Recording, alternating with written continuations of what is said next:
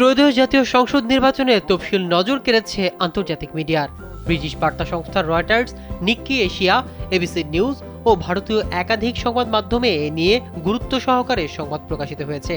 এতে বলা হয়েছে, আগামী 12 ফেব্রুয়ারি ত্রয়োদশ জাতীয় সংসদ নির্বাচন অনুষ্ঠিত হবে।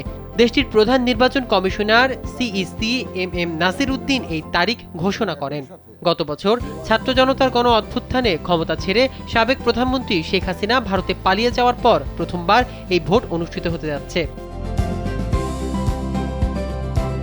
এতে আরও বলা হয়েছে, শেখ হাসিনা পালিয়ে যাওয়ার পর অন্তর্বর্তী সরকার প্রধান হিসেবে দায়িত্ব গ্রহণ করেন স্যান্ডেলিনা সো, রূপচর্চায় আভিজাত্য নোবেল বিজয়ী অধ্যাপক ডক্টর মোহাম্মদ ইউনূস। তিনি দক্ষিণ এশিয়ার এই দেশটির 17 কোটির বেশি মানুষের নেতৃত্ব দিচ্ছেন।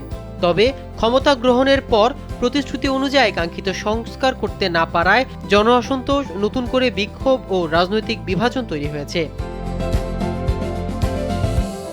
রয়টার্সের প্রতিবেদনে বলা হয়েছে, এবারের আসন্ন নির্বাচনে সাবেক প্রধানমন্ত্রী খালেদা জিয়ার দল বিএনপি এগিয়ে রয়েছে বলে মনে করা হচ্ছে। এছাড়া তাদের প্রধান প্রতিদ্বন্দ্বী জামায়াতে ইসলামীও শক্ত অবস্থানে রয়েছেন।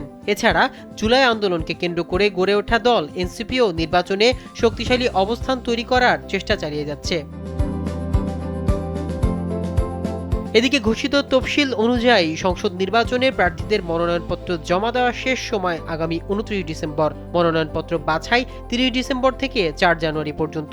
রিটার্নিং কর্মকর্তার সিদ্ধান্তের বিরুদ্ধে আপিল দায়ের 11 জানুয়ারি এবং আপিল নিষ্পত্তি হবে 12 থেকে 18 জানুয়ারি। এছাড়া প্রার্থিতা প্রত্যাহারের শেষ সময় 20 জানুয়ারি।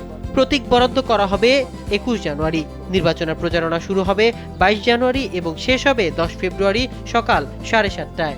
12 ফেব্রুয়ারি সারা দেশে 300 সংসদীয় আসনে ভোট গ্রহণ করা হবে।